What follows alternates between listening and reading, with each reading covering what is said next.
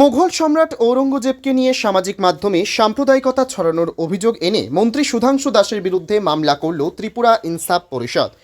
ত্রিপুরা ইনসাফ পরিষদের সম্পাদক দিলওয়ার হোসেন ও জাকির খান জানিয়েছেন, মুঘল সম্রাট ঔরঙ্গজেবকে নিয়ে নিজ সামাজিক মাধ্যমে পোস্ট করতে গিয়ে মুসলিম সমাজের ভাবাবেগে আঘাত দিয়েছেন ত্রিপুরার তপশিলি জাতি কল্যাণ দপ্তরের মন্ত্রী সুধাংশু দাস। মন্ত্রীর পোস্টের পরেই সোশ্যাল মিডিয়া জুড়ে প্রতিবাদের ঝড় উঠেছে, যার পরিপ্রেক্ষিতে ঊনকোটি জেলা কৈলাসহর ইরানি থানায় মন্ত্রী সুধাংশু দাসের বিরুদ্ধে মামলা ঠুকল ত্রিপুরা ইনসাফ পরিষদ নামে সামাজিক সংস্থার কার্যকর্তারা। সম্প্রতি নিজের ভেরিফাইড ফেসবুক আইডি থেকে মুঘল সম্রাট ঔরঙ্গজেবকে নিয়ে একটি পোস্ট করেছিলেন মন্ত্রী সুধাংশু দাস। এতে মুসলিম সমাজকে জড়িয়ে আপত্তিকর মন্তব্য করা হয় বলে অভিযোগ এনেছেন ত্রিপুরার ইনসাফ পরিষদ নামে সামাজিক সংস্থার কার্যকর্তারা। নেটিজেনদের একটা বড় অংশের ভাবাবেগে আঘাত দিয়েছেন মন্ত্রী সুধাংশু দাস।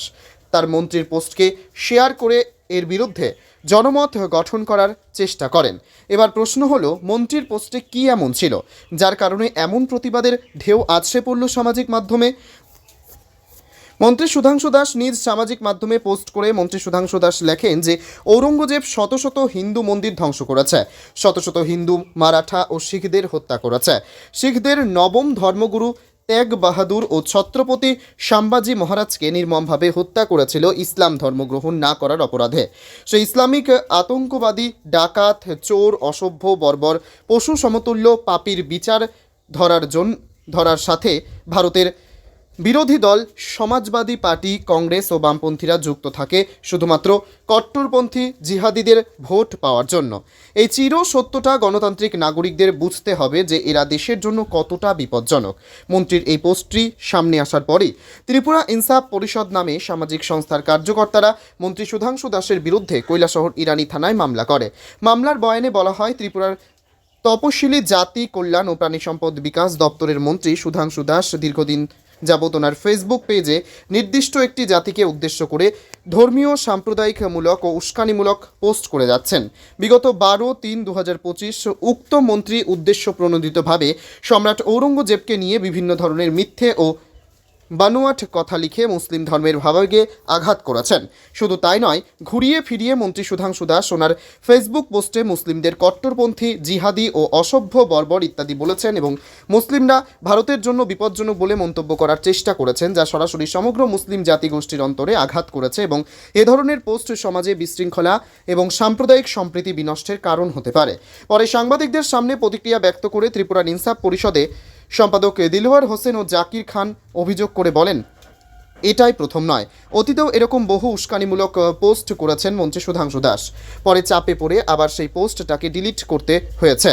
প্রশ্ন হলো, একজন দায়িত্বশীল মন্ত্রী হয়ে কিভাবে তিনি এমন সব পোস্ট করতে পারেন যে সমস্ত পোস্ট পরে আবার তাকে ডিলিট করতে হয়?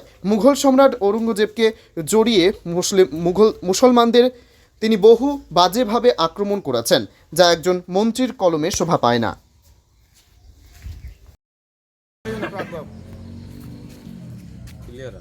আমরা অত্যন্ত ব্যথিত। রাজ্যের একজন দায়িত্বশীল ব্যক্তি সংবিধানকে মান্যতা দিয়ে, সংবিধানের প্রতি অক্ষুণ্ণ ভরসা রেখে শপথ বাক্য পাঠ করে মন্ত্রিত্ব নিয়েছেন রাজ্যের মন্ত্রী সুধাংশু দাস মহাশয়। আমরা রাজ্যবাসী, শুধু রাজ্যবাসী নয়, দেশবাসী অবগত আছি। উনি মন্ত্রিত্ব পাওয়ার পর থেকেই কয়েকদিন পর পর অহেতুক মিথ্যা এবং আজগুবি কিছু বক্তব্য তুলে ধরেন সোশ্যাল মিডিয়ার মাধ্যমে এবং টিপ্পণী করেন মুসলিম জাতিগোষ্ঠীর প্রতি।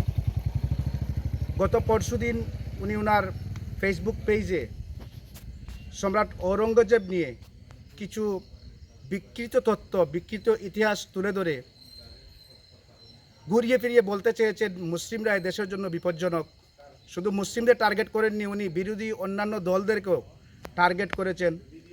আক্ষেপের বিষয়, আজ পর্যন্ত বিরোধী দলের কেউই এ নিয়ে মুখ খুলেননি। আমরা আজকে ইনসাফ পরিষদের পক্ষ থেকে ওনার বিরুদ্ধে ইরানি থানাতে একটা এফআইআর দাখিল করেছি। থানার বড়বাবুর সাথে আমাদের কথা হয়েছে, উনি বলেছেন নির্দিষ্ট স্থানে উনি ব্যাপারটা ফরওয়ার্ড করবেন।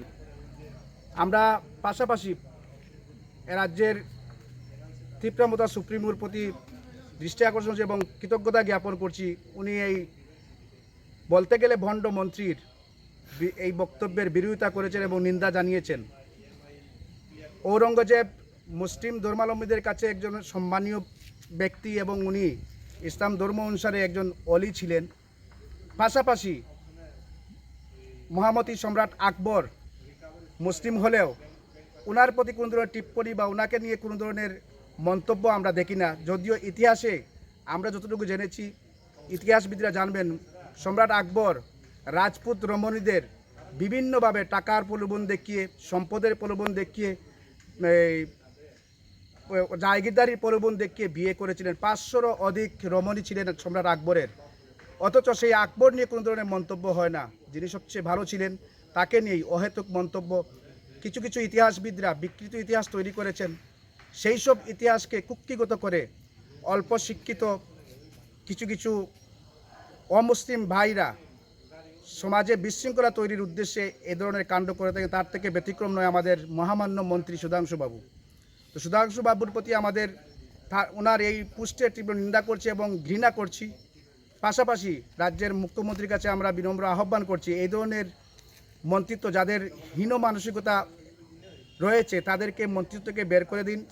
এবং যদিও আমরা এটা জানি, উনি ইতিহাস কতটুকু জানেন আমরা বুঝে গিয়েছি, শুধুমাত্র বুট বৈতরণী পার হওয়ার জন্য, হয়তো আগামীতে টিকিট পাওয়ার জন্যে কিছু মুসলিম বিদ্বেষী কথাবার্তা বলে হিন্দু বুটগুলো একত্র করতে যাচ্ছে। তবে আমরা এটা শিওর, শিক্ষিত সমাজ যারা সনাতনী ধর্মাবলম্বী ভাই বোনরা আছেন তারা প্রকৃত ইতিহাস জানেন।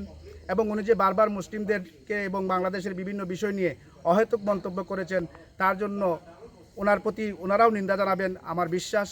এবং কিছু কিছু ক্ষেত্রে একজন মন্ত্রী আমরা দেখেছি উনি কিছু পোস্ট বাধ্য হয়েছেন ডিলিট করতে। একজন মন্ত্রী এত কাণ্ডজ্ঞানহীন হয় কীভাবে যে ফালতু একটা পোস্ট করে দিলাম, পরে আবার একটা ডিলিট করে দিলাম। সমস্ত বিষয়ে উনি ইদানিংকালে যত পোস্ট করেছেন মুসলিম বিদ্বেষমূলক, সমস্ত কিছু নিন্দা আমরা করছি এবং আমরা আশা রাখছি আইন আইনের গতিতে চলবে।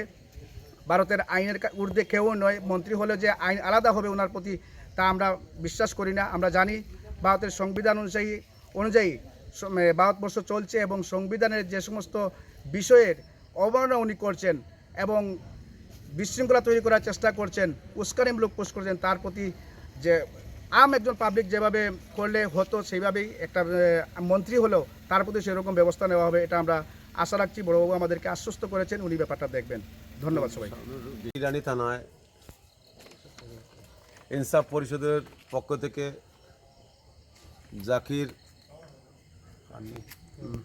জাকির খান একটা মামলা দায়ের করা হয়েছে। কারণ এই রাজ্যের দায়িত্বশীল একজন মন্ত্রী সুধাংশু দাস, উনি ফটিরগাঁ কেন্দ্রে থাকি নির্বাচিত হয়ে এই রাজ্যের একটা দায়িত্ব পাইয়েছেন। কিন্তু আমরা দুঃখের বিষয় আমরা দেখতে পাইলাম বারবার প্রতি বৎসর কিছুদিন পর পর এই ত্রিপুরা রাজ্যের মুসলমান জাত হলো একটা সংখ্যালঘু, আমরা সংখ্যালঘুর মধ্যে আছি। উনি আমাদের কয়েকদিন পর পর আমাদের উপর বিভিন্ন ধরনের মিথ্যা অপপ্রচার এবং মুসলমানদের উপর আক্রমণ করেন। এই সুধাংশু দাস মন্ত্রী উপরে আমরা তীব্র নিন্দা জানাই। তিনি একজন রাজ্যের দায়িত্বশীল একজন মন্ত্রী। ওনার মন্ত্রিত্ব পেয়ে উনি কি শান্তি নাই? ত্রিপুরা রাজ্যে একটা ওনার এবং ওনার দলের কি পাওয়ার দিয়েছে শুধু মুসলমানের পিছনে আগুন ধরানোর জন্য? মুসলমান ওনাকে কি করছে? মুসলমান তো ওনার সিটেও তো অনেক মানুষ মুসলমান আছে, ওনাকে ভোট দিয়েছে, কিন্তু মুসলমান কি অপরাধ করেছে ওনার কাছে? বারবার উনি মুসলমানদের উপর আক্রমণ করেন, মুসলমানের উপর আক্রমণ করেন। তীব্র নিন্দা জানাই ওনাকে। উনি তো একসময় আমাদের সঙ্গে ছিলেন, আমাদের সঙ্গে চলাফেরা করছিলেন। আমরা তো ওনার সঙ্গে তো কোনোদিন খারাপ ব্যবহার করেছিলাম না।